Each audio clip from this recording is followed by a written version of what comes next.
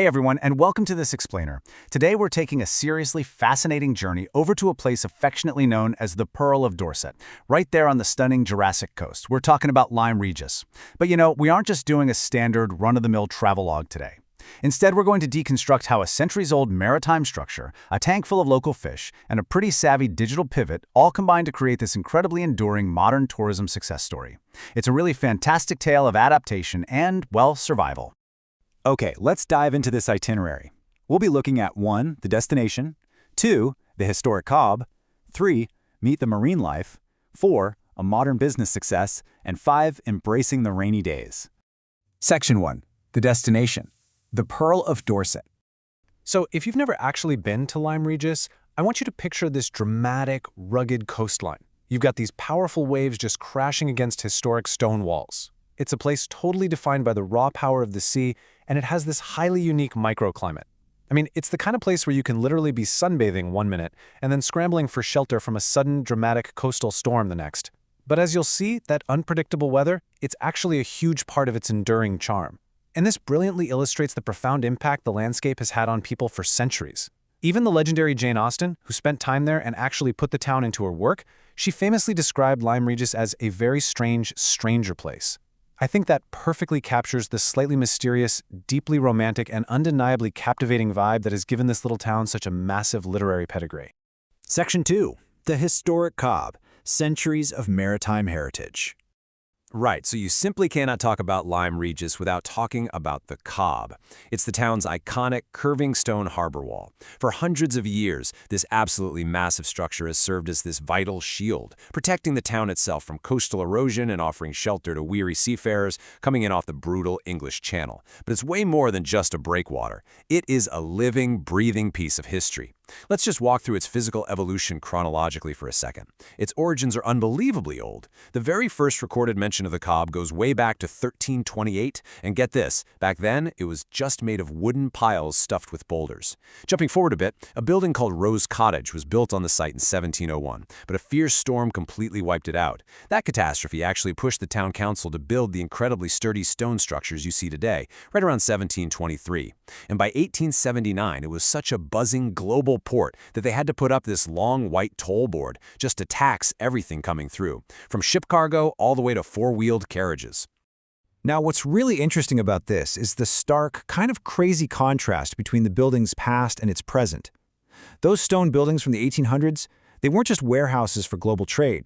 Because incoming ships often brought foreign diseases with them, part of this site actually had to serve as a dark, pretty isolating quarantine hospital for sailors who were suffering from terrible things like typhus, cholera, and even the plague. Yet today, that exact same physical space has been completely flipped into a joyful, interactive marine aquarium and an educational info zone. And before we actually step inside that aquarium, we really have to acknowledge how the physical steps of the Cobb became internationally famous. I mean, literary lovers travel from all over the globe just to stand on the exact steps where the character Louisa Musgrove took her super dramatic fall in Jane Austen's 1817 novel, Persuasion. And decades after that, it became a massive cinematic icon when Meryl Streep stood right at the very end of this harbor wall, cloak billowing in the wind, in the 1981 film adaptation of John Fowles' The French Lieutenant's Woman. Section 3. Meet the marine life. Hands-on biology. Okay, let's finally step out of the wind and go inside those 18th century warehouse walls at the end of the Cobb to check out the Lyme Regis Marine Aquarium. Instead of this kind of passively looking at fish behind thick sheets of glass, this entire place is designed around hands-on biology. It's all about highly tactile, interactive experiences for the visitors. But naturally, that brings up a really important question. In a world full of massive, multi-million-dollar commercial aquariums, the ones with glass tunnels and giant sharks overhead, what makes this small, compact, traditional family-run attraction stand out? How on earth does it manage to pull huge crowds into a tiny 18th century building on a windy harbor wall? Well, the answer is remarkably simple. It exclusively features local Jurassic Coast marine species. That right there is their absolute superpower. You are not going to find any imported tropical clownfish or exotic sharks here. The aquarium made a really deliberate, conscious choice to hyper-focus entirely on the native sea life that lives literally just outside their doors, right there in the local waters of the Lyme Bay coastline.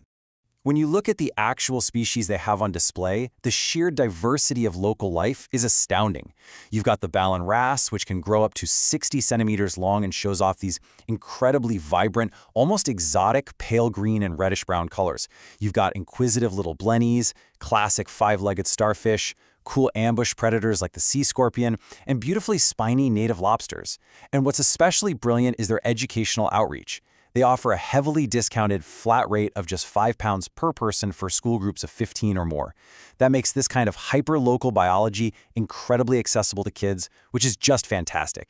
But without a doubt, the absolute highlight of the visit, the thing literally everyone talks about after they leave, is the mullet feeding. It is a highly unique sensory experience.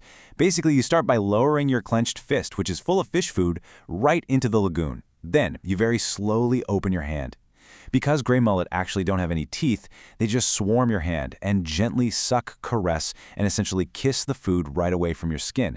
It's this unforgettable, totally tactile interaction that connects people directly, physically, to the marine life. Section 4. A modern business success. Surviving and thriving.